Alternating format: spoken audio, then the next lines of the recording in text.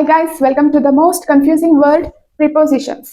Today I am going to discuss about prepositions of place, that is related to the place. ಸ್ಥಳ ಅಥವಾ ಜಾಗಕ್ಕೆ ಸಂಬಂಧಪಟ್ಟಂತೆ ಆಟ್ ಇನ್ on prepositions ಗಳನ್ನ ಯಾವ ರೀತಿ ಯೂಸ್ ಮಾಡಬಹುದು ಅಂತ ಡಿಸ್ಕಸ್ ಮಾಡೋಣ. Let us see the first preposition at is used when the destination is seen as a point. Destination means ನಿರ್ದಿಷ್ಟ ಸ್ಥಳ. ಯಾವುದೇ ಒಂದು ನಿರ್ದಿಷ್ಟ ಸ್ಥಳವನ್ನು ಬಿಂದುವಾಗಿ ನೋಡಿದಾಗ ಬಳಸಲಾಗುತ್ತದೆ. ಯಾವುದನ್ನ? At preposition. Right? See here next. At is used to denote specific location, specific name, specific address, specific places. At ಅನ್ನ ಯಾವಾಗ ಬಳಸಲಾಗುತ್ತದೆ? ನಿರ್ದಿಷ್ಟವಾದ ಸ್ಥಳವನ್ನು ಸೂಚಿಸುವಾಗ, ಲೊಕೇಶನ್, ನಿರ್ದಿಷ್ಟವಾದ ಹೆಸರನ್ನು ಸೂಚಿಸುವಾಗ, ನಿರ್ದಿಷ್ಟವಾದ ಅಡ್ರೆಸ್ ಮತ್ತು ಯಾವುದೇ ಒಂದು ಜಾಗವನ್ನು ಹೇಳುವಾಗ ಆಟ್ ಅನ್ನ ಯೂಸ್ ಮಾಡ್ತೀವಿ. Let us go through the examples. My car is at the house. ನನ್ನ ಕಾರು ಮನೆಯಲ್ಲಿದೆ. So this house can be understood as a point defining car's location. Means ಈ ಮನೆಯನ್ನು ಕಾರು ಇರುವ ಸ್ಥಳವನ್ನು ವಿವರಿಸುವ ಬಿಂದು ಎಂದು ತಿಳಿಯಬಹುದು. ಈ ಕಾರು ಎಲ್ಲಿದೆ ಅಂತ ವಿವರಿಸುವಾಗ ಈ ಮನೆಯನ್ನು ಒಂದು ಬಿಂದುವಾಗಿ ಕನ್ಸಿಡರ್ ಮಾಡಿದ್ವಿ ಅಥವಾ ಒಂದು ಲೊಕೇಶನ್ ಆಗಿ ನಾವು ಇದನ್ನ ಕನ್ಸಿಡರ್ ಮಾಡಿದ್ವಿ. See your next example. I am at McDonald's. ನಾನು ಮೆಕ್ಡೊನಾಲ್ಡ್ಸ್ ನಲ್ಲಿ ಇದ್ದೇನೆ. ಮೆಕ್ಡೊನಾಲ್ಡ್ಸ್ ಅನ್ನೋದೇನದು? Fast food restaurant. This McDonald's can be understood as a point defining my location. ಈ ಮೆಕ್ಡೊನಾಲ್ಡ್ಸ್ ಏನಿದೆಯಲ್ಲ, ಇದು ಒಂದು ಬಿಂದು, ನಾನು ಇರುವ ಸ್ಥಳವನ್ನು ಸೂಚಿಸುವ ಒಂದು ಬಿಂದುವಾಗಿದೆ. ರೈಟ್? ನಾನು ಮೆಕ್ಡೊನಾಲ್ಡ್ಸ್ ನಲ್ಲಿ ಇದ್ದೇನೆ. Right? So particular name. So this is the particular name or specific name of the restaurant. ಅಂತ ಸಂದರ್ಭದಲ್ಲಿ ನಾವು ಆಟ್ ಅನ್ನ ಯೂಸ್ ಮಾಡ್ತೀವಿ. Next, my house is at 25th main street, JP Nagar. Right? So ಇದೇನಿದು 25th main street ಅನ್ನೋದು specific address. Specific address ಅನ್ನ ಹೇಳುವಾಗ ನಾವು ಪ್ರಿಪೋಸಿಷನ್ ಆಟ್ ಅನ್ನ ಯೂಸ್ ಮಾಡ್ತೀವಿ. ರೈಟ್? ಸೊ ಹೀಗೂ ಹೇಳ್ಬೋದು, ಮೈ house is main street, JP Nagar. Specific ಆಗಿ ಹೇಳದೇ ಇರುವ ಸಂದರ್ಭದಲ್ಲಿ ನಾವು ಆಟ್ ಯೂಸ್ ಮಾಡೋದಿಲ್ಲ, ಆನ್ ಯೂಸ್ ಮಾಡ್ತೀವಿ. Right? My house is on main street, JP Nagar. Specific ಆಗಿ ಇಲ್ಲದೆ ಇದ್ದಾಗ. Okay? See here next. He arrived at the house. ಅವನು ಮನೆಗೆ ಬಂದನು ಅಥವಾ ಅವನು ಮನೆ ತಲುಪಿದನು. So this house is considered as a point on a map. ಈ ಮನೆಯನ್ನ ಒಂದು ಬಿಂದುವಾಗಿ ನೋಡಿದಾಗ ನಾವು ಆಟ್ ಪ್ರಿಪೋಸಿಷನ್ ನ ಯೂಸ್ ಮಾಡ್ತೀವಿ. Okay? He arrived at the house. ಒಂದು ಪರ್ಟಿಕ್ಯುಲರ್ ಆಗಿ ಬಿಂದುವಾಗಿ ಯಾವುದೇ ಒಂದು ಸ್ಥಳವನ್ನ ನೋಡಿದಾಗ ಅಂತಹ ಸಂದರ್ಭದಲ್ಲಿ ನಾವು ಪ್ರಿಪೋಸಿಷನ್ ಆಟ್ ಅನ್ನ ಯೂಸ್ ಮಾಡ್ತೀವಿ. Next, I had dinner at house. ನಾನು ಮನೆಯಲ್ಲಿ ಊಟ ಮಾಡಿದ್ದೆ. I had dinner at the airport. ನಾನು ಏರ್ಪೋರ್ಟ್ ನಲ್ಲಿ ಊಟ ಮಾಡಿದ್ದೆ. ರೈಟ್? ಪರ್ಟಿಕ್ಯುಲರ್ ಆಗಿ ಅಥವಾ ನಿರ್ದಿಷ್ಟವಾಗಿ ಒಂದು ಜಾಗವನ್ನ ಹೇಳುವಾಗ ನಾವು ಪ್ರಿಪೋಸಿಷನ್ ಆಟ್ ಯೂಸ್ ಮಾಡ್ತೀವಿ. Okay? Next, I work at the airport. ನಾನು ಏರ್ಪೋರ್ಟ್ ನಲ್ಲಿ ಕೆಲಸ ಮಾಡುತ್ತೇನೆ. ನಾನು ಯಾವ ಜಾಗದಲ್ಲಿ, ಲೊಕೇಶನ್, ಪರ್ಟಿಕ್ಯುಲರ್ ಆಗಿ ನಾವಿಲ್ಲಿ ಲೊಕೇಶನ್ ಮೆನ್ಷನ್ ಮಾಡ್ತಾ ಇದೀವಿ, ಜಾಗವನ್ನ ಸೂಚಿಸ್ತಾ ಇದೀವಿ. ರೈಟ್? ಅಂತಹ ಸಂದರ್ಭದಲ್ಲಿ ಆಟ್ ಯೂಸ್ ಮಾಡ್ತೀವಿ. ರೈಟ್? ನಾನು ಏರ್ಪೋರ್ಟ್ ನಲ್ಲಿ ಕೆಲಸ ಮಾಡುತ್ತೇನೆ. ಕೆಲಸ ಮಾಡುವ ಜಾಗವನ್ನ ಸೂಚಿಸ್ತಾ ಇದೀವಿ. Right? Next, I am at the airport or I am in the airport. Which one is right? I am at the airport means what? I am at the airport means you are outside the airport door. Right? ಇನ್ನು airport ಒಳಗಡೆ entry ಆಗಿಲ್ಲ, airport ಹೊರಗಡೆ ಇದ್ದೀರಾ. Right? Open space ಅಲ್ಲಿ. You are A particular point on the map. ನೀವು ನಿರ್ದಿಷ್ಟವಾದ ಬಿಂದು ಆಗಿದ್ದೀರಾ. ರೈಟ್? ಸೊ ಆ ಏರ್ಪೋರ್ಟ್ ನಿಯರ್ ಆದ್ರೂ ಇರ್ಬೋದು ಅಥವಾ ಏರ್ಪೋರ್ಟ್ ಡೋರ್ ಹತ್ರನಾದ್ರೂ ಇರ್ಬೋದು. ಅಂತಹ ಸಂದರ್ಭದಲ್ಲಿ ನಾವೇನಂತ ಹೇಳ್ತೀವಿ? I am at the airport. Right? I am in the airport ಅಂತ ಯಾವಾಗ ಹೇಳ್ತೀವಿ ಹಾಗಾದ್ರೆ? ನೀವು ಡೋರ್ ಒಳಗಡೆಯಿಂದ ಎಂಟ್ರಿ ಆದಾಗ ನಿಮ್ ಸುತ್ತಲೂ ಏನಾಗುತ್ತೆ? ವಾಲ್ಸ್ ಬರುತ್ತೆ. You are surrounded by walls or enclosed by walls.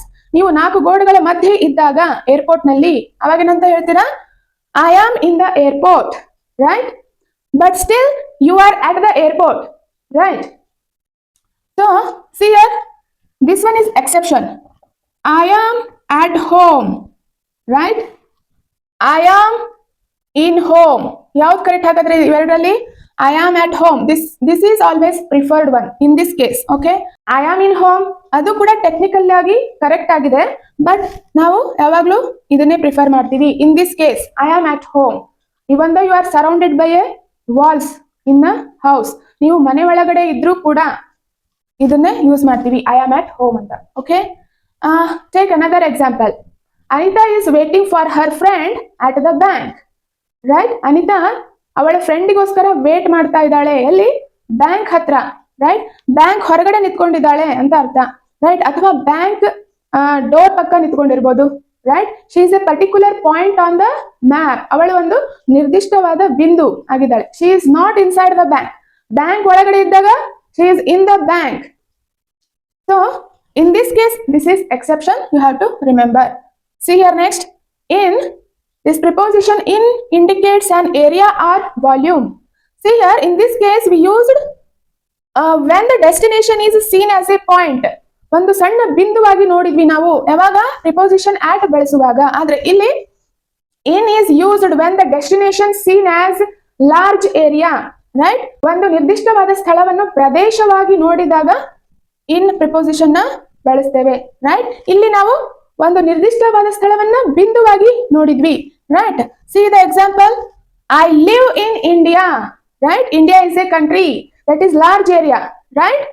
C here, I live in India.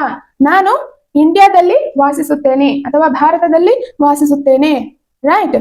So this India is also enclosed by geographical boundary. ಇದಕ್ಕೂ ಕೂಡ ಬೌಂಡ್ರಿ ಇದೆಯಲ್ಲ, ರೈಟ್? ಇದಿಷ್ಟು, ಈ ಜಾಗ ಭಾರತ, ರೈಟ್? ಈ ಜಾಗ ಬಾಂಗ್ಲಾದೇಶ ಅಥವಾ ಬೇರೆ ಬೇರೆ ರಾಜ್ಯಗಳಿಗೂ ಜಿಯೋಗ್ರಾಫಿಕಲ್ ಬೌಂಡ್ರಿ ಇರುತ್ತೆ, right? So this in is used to describe large area or volume. ಅದು ಕಂಟ್ರಿ ಆಗಿರ್ಬೋದು, ಕಾಂಟಿನೆಂಟ್ ಆಗಿರ್ಬೋದು, ಸ್ಟೇಟ್ ಅಥವಾ city, right? See the next example, my company is in India. ನನ್ನ ಕಂಪನಿ ಇಂಡಿಯಾದಲ್ಲಿ ಇದೆ. ಓಕೆ, ನಾವು ಲಾರ್ಜರ್ ಸ್ಪೇಸ್ ಅನ್ನ ಸೂಚಿಸುವಾಗ ಇನ್ ಅನ್ನ ಯೂಸ್ ಮಾಡ್ತೀವಿ. ಮತ್ತೆ ಯಾವ ಸಂದರ್ಭದಲ್ಲಿ ಯೂಸ್ ಮಾಡ್ತೀವಿ? See the next example, two boxers are in the ring. ಇಬ್ಬರು ಬಾಕ್ಸರ್ಸ್ ರಿಂಗ್ ನಲ್ಲಿ ಇದ್ದಾರೆ, ರೈಟ್? ಸಿ ಹಿಯರ್, ಹಾಗಾದ್ರೆ ಇನ್ ಅಂತ ಯಾಕೆ ಯೂಸ್ ಮಾಡಿದೀವಿ ಇಲ್ಲಿ? So these two boxers are enclosed by ropes. ಆ ಬಾಕ್ಸಿಂಗ್ ಆಡುವಾಗ 4 ಕಡೆಯಿಂದ ಹಗ್ಗದಿಂದ ಸುತ್ತುವರೆದಿರ್ತಾರೆ, right? So they are enclosed in a rope. So ಯಾವ್ದಾದ್ರೂ ಒಂದು ಸ್ಥಳ ಎನ್ಕ್ಲೋಸ್ಡ್ ಆಗಿದ್ರೆ, ರೈಟ್, ಅದು ಎದರಿಂದಲಾದ್ರೂ ಸುತ್ತುವರಿಯಲ್ಪಟ್ಟಿದ್ದರೆ ಅಂತಹ ಸಂದರ್ಭದಲ್ಲಿ ನಾವು ಇನ್ ಅನ್ನ ಯೂಸ್ ಮಾಡ್ತೀವಿ, right? Enclosed by ropes, right? Enclosed by fence. Fence means ಬೇಲಿ. Okay, two boxers are in the ring, right? ಅಂತ ಸಂದರ್ಭದಲ್ಲಿ ಇನ್ ಯೂಸ್ ಮಾಡ್ತೀವಿ. Okay, next, I left my wallet in the car. ನಾನು ನನ್ನ ಪರ್ಸ್ ಅನ್ನ car ನಲ್ಲಿ ಬಿಟ್ಟು ಬಂದೆ. in the car, right? So that wallet is surrounded by the car. Car ಒಳಗಡೆ ಇದೆ, right?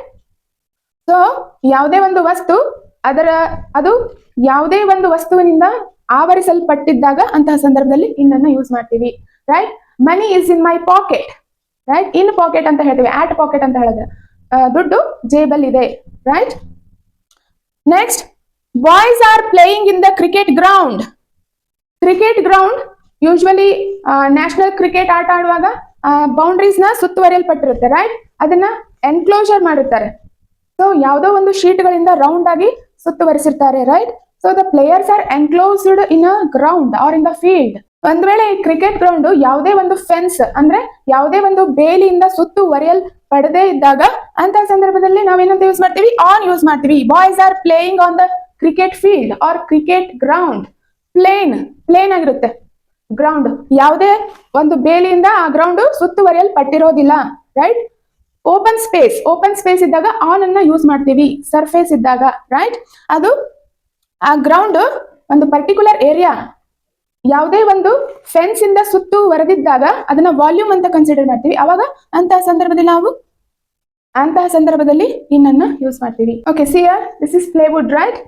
Now tell me, this marker is in the plywood or on the plywood? This marker is on the plywood because this plywood is not enclosed by fence. Fence ಅಂದ್ರೇನು? ಬೇಲಿ. ಇಲ್ಲಿ ಯಾವುದೇ ಸುತ್ತುವರಿಯಲ್ಪಟ್ಟಿಲ್ಲ ಯಾವುದೇ ಒಂದು ವಸ್ತುವಿನಿಂದ, right? So this is the plane surface ಇದ್ದಾಗ ನಾವು on ಅನ್ನ ಯೂಸ್ ಮಾಡ್ತೀವಿ. So next one, I am in the hospital means ನಾನು ಹಾಸ್ಪಿಟಲ್ ನಲ್ಲಿ ಇದ್ದೇನೆ. ಯಾವ ತರ? ರೋಗಿಯಾಗಿ ಹಾಸ್ಪಿಟಲ್ ನಲ್ಲಿ ಅಡ್ಮಿಟ್ ಆದಂತಹ ಸಂದರ್ಭದಲ್ಲಿ ನಾವು ಇನ್ನನ್ನ ಯೂಸ್ ಮಾಡ್ತೇವೆ, right? I am in the hospital. I am at the hospital means ನೀವು ಡಾಕ್ಟರ್ ಬಳಿ ಅಪಾಯಿಂಟ್ಮೆಂಟ್ ತಗೊಳಕ್ಕೆ ಹೋದಾಗ ಅಥವಾ ಯಾವುದೋ ಒಬ್ಬ ರೋಗಿಯನ್ನು ಮಾತನಾಡಿಸಲು ಹೋದಾಗ ಅಂತ ಸಂದರ್ಭದಲ್ಲಿ I am at the hospital ಅಂತ ಯೂಸ್ ಮಾಡಬೇಕು. Okay, see here, last one, on is used to indicate a surface. Surface ಅಂದ್ರೆ ಪ್ಲೇನ್ ಆಗಿರೋದು, ಪ್ಲೇನ್ ಸರ್ಫೇಸ್, ಮೇಲ್ಮೈ ಅಂತ ಕರಿತೀವಿ. Okay, see the example, the sheeps are grazing on the pasture. Pasture means ಹುಲ್ಲುಗಾವಲು, grazing means ಮೇಯುವುದು. ಕುರಿಗಳು ಹುಲ್ಲುಗಾವಲಿನಲ್ಲಿ ಮೇಯುತ್ತಿದ್ದಾವೆ. Right, that is open space. ಆ ಕುರಿಗಳ ಸುತ್ತಲೂ ಯಾವುದೇ ಬೇಲಿಯನ್ನ ಹಾಕಿಲ್ಲ. Right, the sheeps are not enclosed by fence. So that is an open space. Open space ಇದ್ದಾಗ ಅದು ಸರ್ಫೇಸ್ ಆಗುತ್ತೆ, ಪ್ಲೇನ್ ಸರ್ಫೇಸ್. ಪ್ಲೇನ್ ಸರ್ಫೇಸ್ ಇದ್ದಾಗ ನಾವು ಆನ್ ಯೂಸ್ ಮಾಡ್ತೀವಿ. Right, next, the cows are grazing on the field.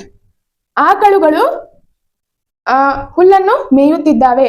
Right, open space ಇದೆ, not surrounded by fence. ಅಂತ ಸಂದರ್ಭದಲ್ಲಿ preposition on use ಮಾಡ್ತೀವಿ. Okay, so this is all about prepositions. I will discuss in and on with more examples in the next video. Okay, see you in the next video.